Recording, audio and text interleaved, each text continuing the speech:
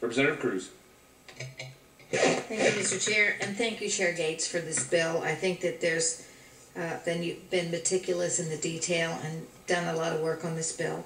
I would like to see, and my question is why, and why not a broader scope in diagnosis of those conditions? Why not multiple sclerosis? Why not veterans with PTSD? Why not someone like me with chronic migraines? Representative Gates. Thank you, Mr. Chair. Representative Cruz, patients with MS would be able to qualify for non-euphoric, low-THC cannabis under the existing bill because Representative Edwards and Dr. Pigman said rather than just labeling a diagnosis, it's better to name the specific conditions and symptoms.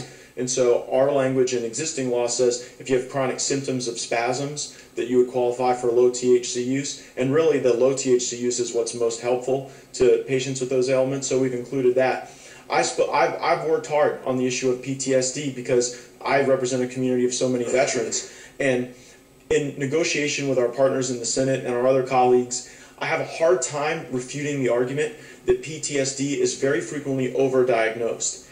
And the lack of very bright line metrics on PTSD made it a far more difficult sell. Representative Gates. Thank you, Mr. Chair.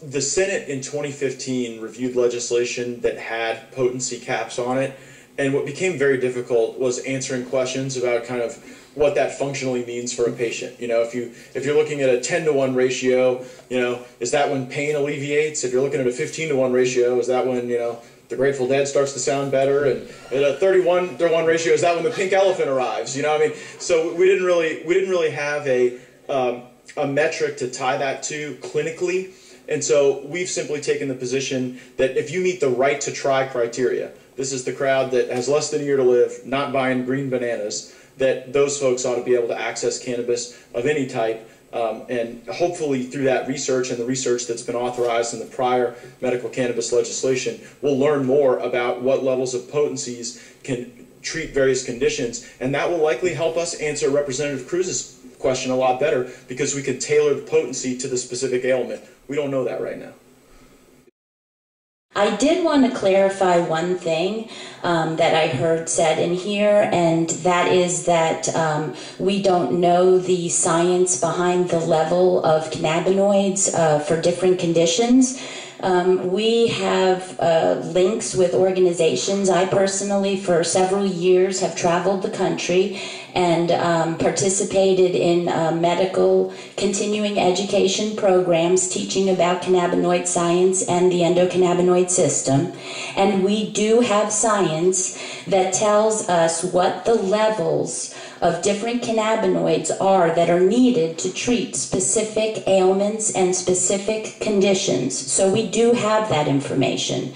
The science also tells us that many of these conditions, such as seizure disorders in children, need higher levels of THC to be effective. So low THC, high CBD medications do help with these conditions, but there are many, many patients that they are not enough for. Not only our dying patients, but also people with seizure disorders and such. So I did want to clarify that.